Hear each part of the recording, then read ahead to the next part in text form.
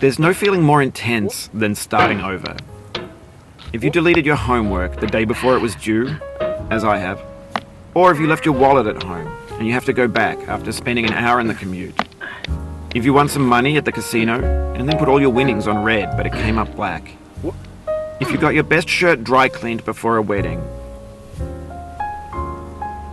and then immediately dropped food on it. If you won an argument with a friend and then later discovered that they just returned to their original view. Starting over is harder than starting up. If you're not ready for that, like if you've already had a bad day, then what you're about to go through might be too much. Feel free to go away and come back. I'll be here. Alright, thanks for coming with me on this trip. I'll understand if you have to take a break at any point. Just find a safe place to stop and quit the game. And don't worry, I'll save your progress, always, even your mistakes. This game is a homage to a free game that came out in 2002, titled Sexy Hiking. The author of that game was Jazuo, a mysterious Czech designer who was known at the time as the father of B games. And B games are rough assemblages of found objects. Designers slap them together very quickly and freely, and they're often too rough and unfriendly to gain much of a following. They're built more for the joy of building them than as polished products. In a certain way, Sexy Hiking is the perfect embodiment of a B game. It's built almost entirely out of found and recycled parts, and it's one of the most unusual and unfriendly games of its time. In it, your task is simply to drag yourself up a mountain with a hammer. And that act of climbing, in the digital world or in real life, has certain essential properties that give the game its flavor. No amount of forward progress is guaranteed. Some cliffs are too sheer or too slippery, and the player is constantly, unremittingly in danger of falling and losing everything. Anyway, when you start Sexy Hiking, you're standing next to this dead tree that blocks the way to the entire rest of the game. It might take you an hour to get over that tree, and a lot of people never got past it. You prod and you poke at it, exploring the limits of your reach and your strength, trying to find a way up and over. And there's a sense of truth in that lack of compromise. Most obstacles in video game worlds are fake. You can be completely confident in your ability to get through them once you have the correct method or the correct equipment or just by spending enough time. In that sense, every pixelated obstacle in Sexy Hiking is real. The obstacles in Sexy Hiking are unyielding, and that makes the game uniquely frustrating. But I'm not sure Jazuo intended to make a frustrating game. The frustration is just essential to the act of climbing, and it's authentic to the process of building a game about climbing. A funny thing happened to me as I was building this mountain. I'd have an idea for a new obstacle, and I'd build it, test it, and it would usually turn out to be unreasonably hard. But I couldn't bring myself to make it easier. It already felt like my inability to get past the new obstacle was my fault, as a player rather than as a builder. Imaginary mountains build themselves from our efforts to climb them, and it's our repeated attempts to reach the summit that turns those mountains into something real. When you're building a video game world, you're building with ideas, and that can be like working with quickset cement. You mold your ideas into a certain shape that can be played with, and in the process of playing with them, they begin to harden and set until they're immutable, like rock. And at that point, you can't change the world, not without breaking it into pieces and starting fresh with new ideas. For years now, people have been predicting that games would soon be made out of prefabricated objects, bought in a store and assembled into a world.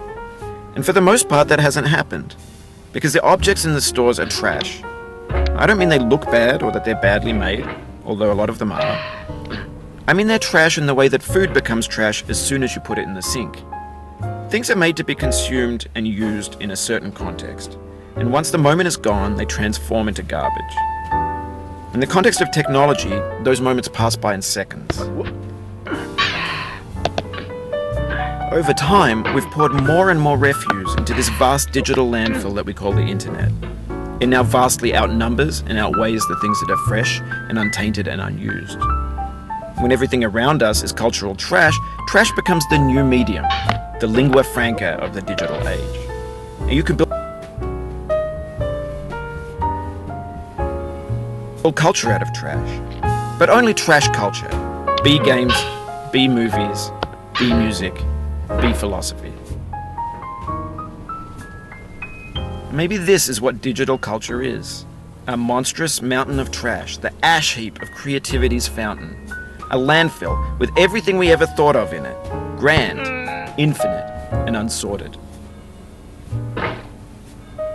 There's 3D models of breakfast, Gen X's fanfic novels, scan magazines, green screen Shia LaBeouf, banned snuff scenes on LiveLeak. Facebook's got lifelike bots with unbranded adverts and candid shots of Kanye and Taylor Swift mashups, car crash epic failed GIFs, Russian dashcam vids, discussions of McRibs, discarded, forgotten, unrecycled, muddled, rotten, untitled. Everything's fresh for about 6 seconds, until some newer thing beckons, and we hit refresh. And there's years of persevering, disappearing into the pile, out of style, out of sight. In this context, it's tempting to make friendly content that's gentle, that lets you churn through it but not earn it. Why make something demanding if it just gets piled up in the landfill, filed in with the bland things? When games were new, they wanted a lot from you. Daunting you, taunting you, resetting and delaying you. Players played stoically. Now everyone's turned off by that. They want to burn through it quickly. A quick fix for the fickle, some tricks for the clicks of the feckless. But that's not you, you're an acrobat. You could swallow a baseball bat. Now I know, most likely you're watching this on YouTube or Twitch, while some dude with 10 million views does it for you, like a baby bird being fed chewed up food. That's culture too.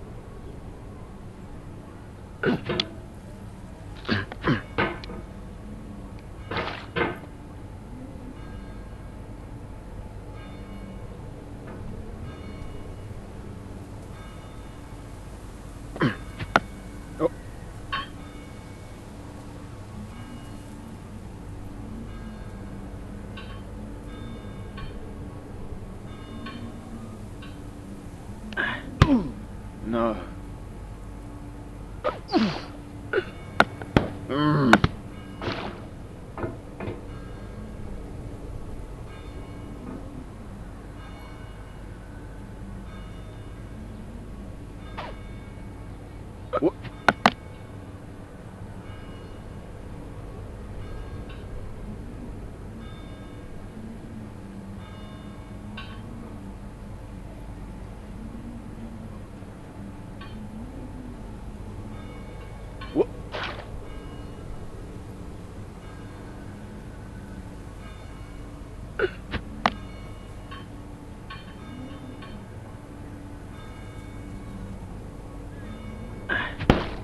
No.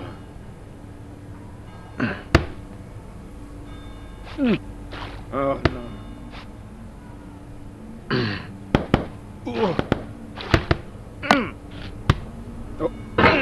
Oh, you just lost a lot of progress. That's a deep frustration, a real punch in the gut. Oof, sorry about that.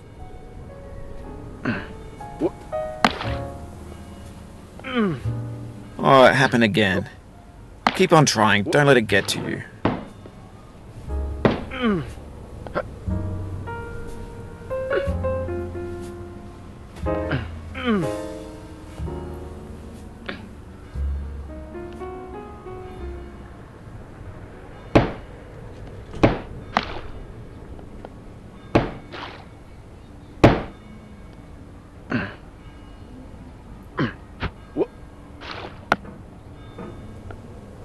This thing that we call failure is not the falling down, but the staying down.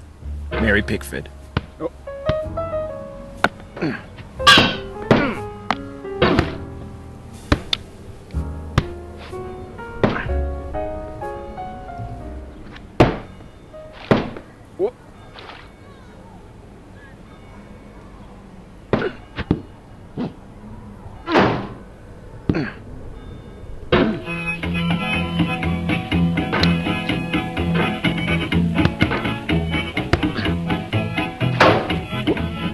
Get nasty over there, boy.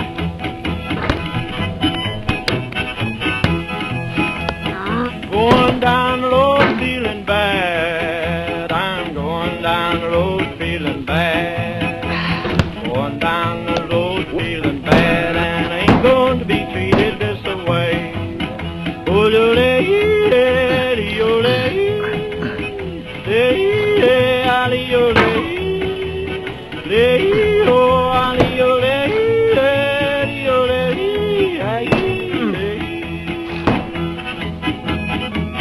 Lay them blues up, boy, playing.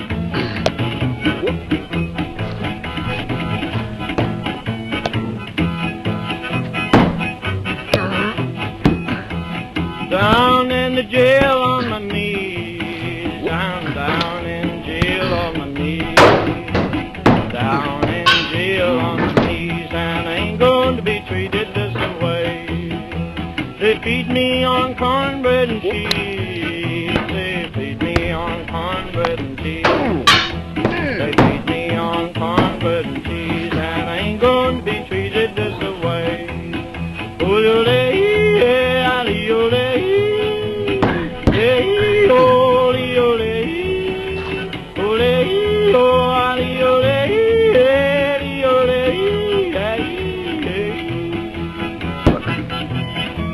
That's good time, boys. Hey, buddy. Lord, Lord, Lord.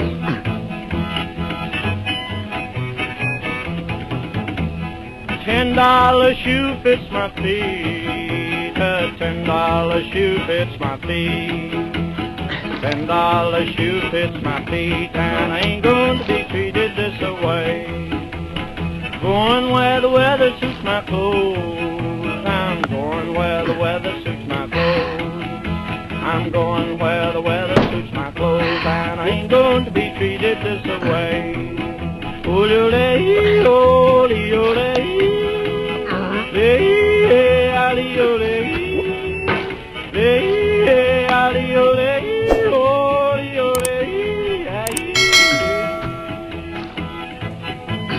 Calm down, boy, calm down. Hey, hey, hey.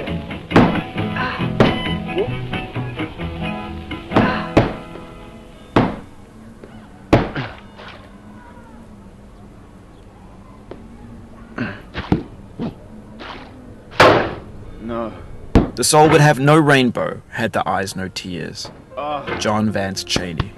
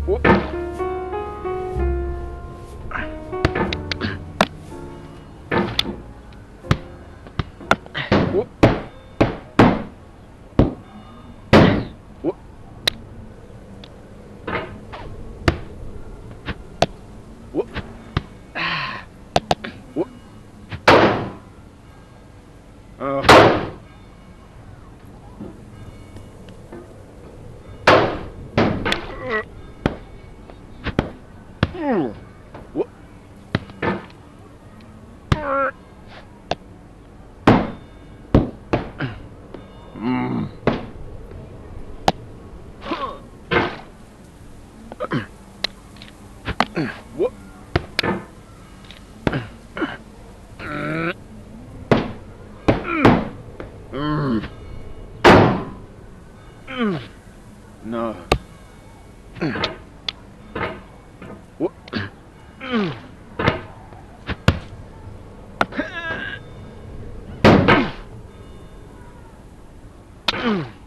The pain I feel now is the happiness I had before.